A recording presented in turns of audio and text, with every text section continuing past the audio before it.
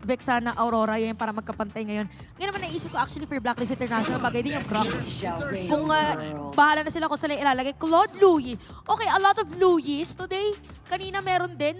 Ng bahagya. Curtain, sinimulan na ng dalawang kupunan at mukhang Blacklist ang hawak nito. Okay, magiging 5 ang miyembro ng Team Liquid PH na hahabol doon sa unang pagong and flicker. Kasabay pa nga nung onward ngayon. Atras muna dito si Carl TZ at si MP the King pa rin. Ang makakuha ng third na yun habang nailapag na rin yung mga ultimates na manggagaling din sa Team Liquid PH 1v1. Exhort ay mamamatay! Yan ang Blood Wings. Oo nga. Na by the way, kung napanood nyo nung isang araw ay Blood Wings Hanabi na po ang galawan. At diversion play mukhang makikita. Yan na nga. Ayun na nga, unstoppable force sa may ejector pero nandun yung turn card! Yung counter engagement mula dito sa Blacklist International magtatagumpay! Kasi dalawa ang kanila matitake na kasama pang ito rin din sumibat ng ibaba habang aatras muna si Carlito. Naamoy silang mali, pwede nilang ituloy-tuloy yun. Kaya kailangan pa rin mag-ingat o parang ganun O lang. ito na nga ba, may mga pagkakamali ba? Kasalanan nga ba? Hindi, kasi si Sanjay mamamatay! Makikitatlo pa nga dito para sa kupunan ng Blacklist International pero kabawi dito dalawa. At si Sanford ay hinahabol na 3 members mula dito sa Blacklist International at 4 ang babagsak! Grabe yung paglikod ni MP doon. Pero ito na, Benny Cutie naghahanap ng ganti. Pero napakakuna ni Lord JM. Sadyang babagsak siya! Ay, ang kunat pero wipe out! Mula sa mga agents! Hahawakan na ni Owen. Okay, pinapakita mo rin na kanina doon sa may bandang ibaba pero si Lord JM, naku po, sumuro na yung kabayo na inabag na yung eternal cord. Habang Yunumin ng blast ay nabitawan na nga rin lang. Atras muna sila dito, walang mamamatay. And 12K yung buhay ng Lord. Ito ata ang round 2 ngayon. Lalaban na naman yung Blazing Duet si Benny Cutie pero si RTC.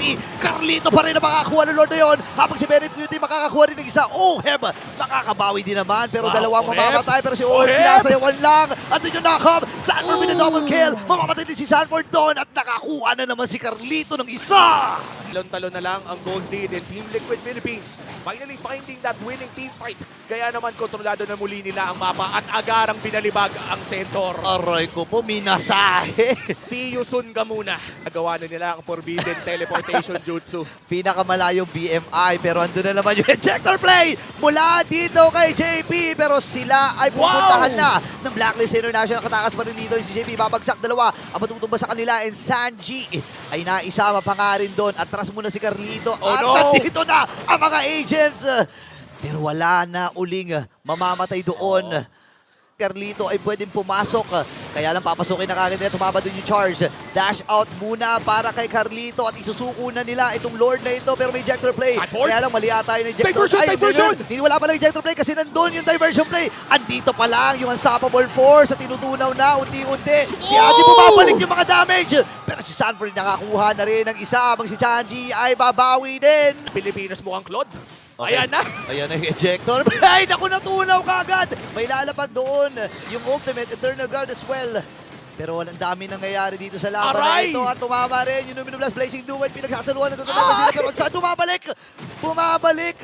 Upcoming Lord fight. This is still not the evolved Lord. At hinihintay na nga ni Haji ang chansa. Okay, tumama doon yung charge. Pero naiwasan ni Sanford. Nagamit na rin kagad yung primary net. Habang sa likod si JP. Carlis, yung baba ng buhay. Halos 5% na lang yung health niya dito. At aatras sila, nandun na naman yung ginagawang Forbidden Jutsu at yung Lord na ito ay makukuha ni MP the King. Ejector play mula dito sa Team Liquid PH. Nakabawi din sila, isa napatay nila dito si MP the King habang nandun yung normalize mula dito kay Benny Cutie. At naku po, napakakatina ng mga barel ni Benny. Ito na ang pagsugod ng Team Liquid PH. Yung Hardest Lords to kill. Pero mukhang makikita nila si Sanford at mahihila din nila ang Lord papunta sa kanila. Kung sino man makapag-retry nito ay napakalaking bagay na kay MP at na kay Carl ang bola ngayong labang ito. Okay, pang-apat na Lord na ang ating pinag-uusapan. May reset din, soft reset actually para dito sa Team Liquid PH. Pero si JP, si Lord JM, kagala kanila pupunta rin pero nakagamit din ang Winter's Crown. Habang Yunumin ng blast, dalawang tinamaan doon. Ilalapag na rin yung ultimate habang may diversion play. Sanji ay tumakas na pero may nangangamoy split push. Nangangamoy split push. Ilalaban na ni Carlito. Hindi nila pa uuwiin. Walang uuwi sa pamilyang ito. Walang uuwi. Dahil ang Game 1 ay mapupunta sa Team Liquid PH. Nilabas na natin ang warning.